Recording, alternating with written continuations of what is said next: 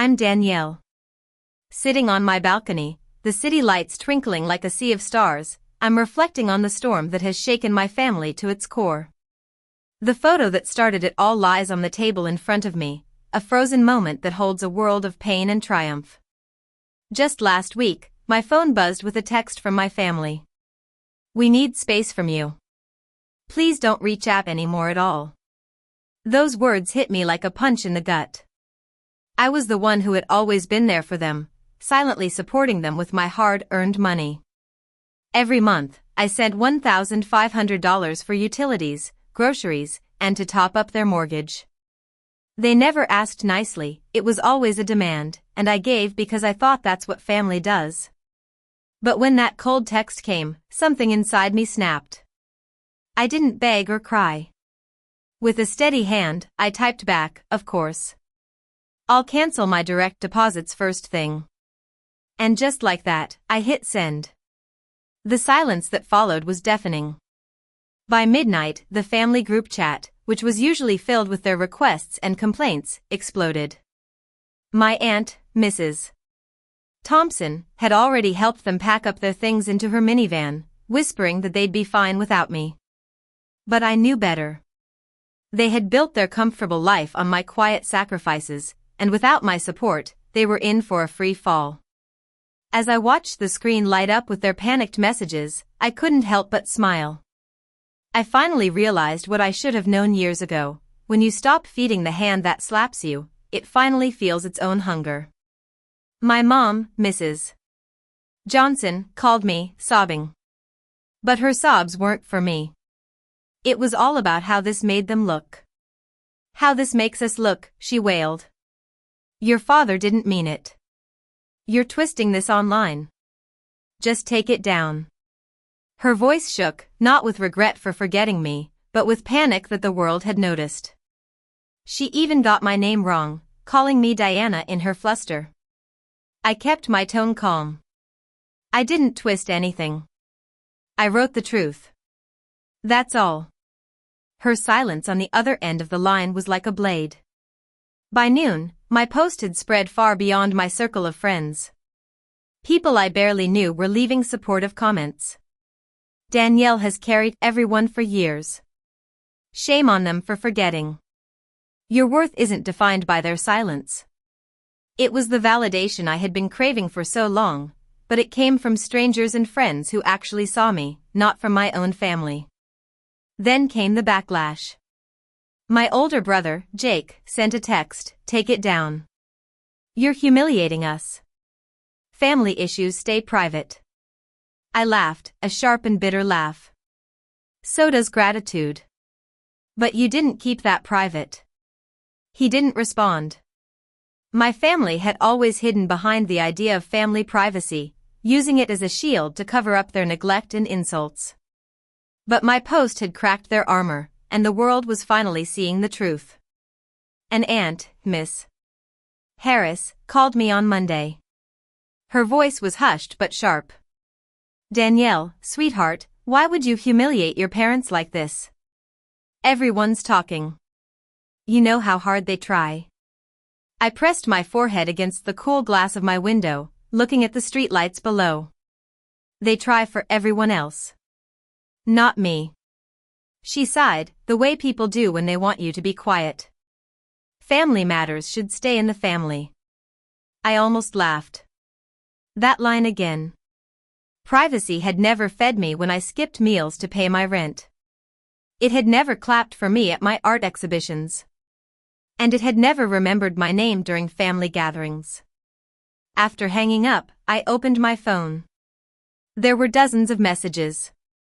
Colleagues who admired my work, friends who reminded me of my worth, and even acquaintances who understood the pain of being invisible. One message stopped me in my tracks. "Sometimes the strongest person at the table is the one no one mentions." But they know. Trust me, they know. Maybe they did know. Maybe my parents' silence wasn't just forgetfulness, maybe it was a choice. They had always favored my siblings, praising their stable jobs and conventional lives. My career as an artist didn't fit their mold, so they simply erased me. That night, my dad, Mr. Johnson, finally called. His voice was rough and low. Danielle, you need to apologize to your mother. She hasn't slept since your post. You've embarrassed us in front of everyone. I gripped the phone tightly, my jaw clenched. No, Dad. You embarrassed yourselves. I just refused to cover it up. The silence that followed was heavier than his words. For the first time, he had no quick comeback. He muttered, almost to himself, "You don't understand what you've done." I leaned back in my chair, looking at the ceiling. No, Dad. I finally understand exactly what I've done. I told the truth. By mid-week, my post had become a mirror for others. Friends were sharing it along with their own stories of being forgotten and dismissed. My words had taken on a life of their own, and my family hated it. Mom left a series of voicemails, each one a mix of guilt, tripping, and threats. Danielle, if you loved us, you'd take it down. This is tearing the family apart. You've made me look like a bad mother. I played them one by one, each message confirming what I had always known. It wasn't about me, it was about their image. On Thursday, my younger sister, Lily, sent a text, "Congrats on being the drama queen again. You love attention, don't you?" I typed slowly, carefully. No. I love respect. They gave you speeches. They gave me silence. She didn't reply. That evening, I walked past my parents' house. Through the curtains, I could see them pacing and arguing. Their voices were muffled but heated. For once, they weren't united. I pulled out my phone and took a photo of myself, standing in the glow of a streetlight, independent and unashamed. I posted it with a new caption, "Respect isn't a favor. It's a right. And when it's withheld, silence becomes a weapon." The likes and comments poured in, a flood of validation that was stronger than any family praise I had ever received. As the night deepened, I felt a shift. For years, I had begged to be seen. Now, their refusal to see me had made me visible to the world. By the weekend, the cracks in our family's perfect facade were widening. Relatives who rarely talked to me started sending quiet messages of support. Others reached out with cautious sympathy. The ones who stayed silent said the most. Their silence was an agreement, even if they didn't have the courage to say it aloud. Mom's calls became sharper. "Do you realize how selfish you sound? Your siblings are furious. You've humiliated us in front of everyone." I replied flatly, "I didn't humiliate you. I just refused to carry your erasure quietly." That night, I sat at my desk and looked at the photo again. My siblings were glowing under the chandelier, raising their glasses in celebration, while I was a blur at the edge, unmentioned. I thought about all the years I had cooked, set the table, and cleaned up, while their achievements were paraded.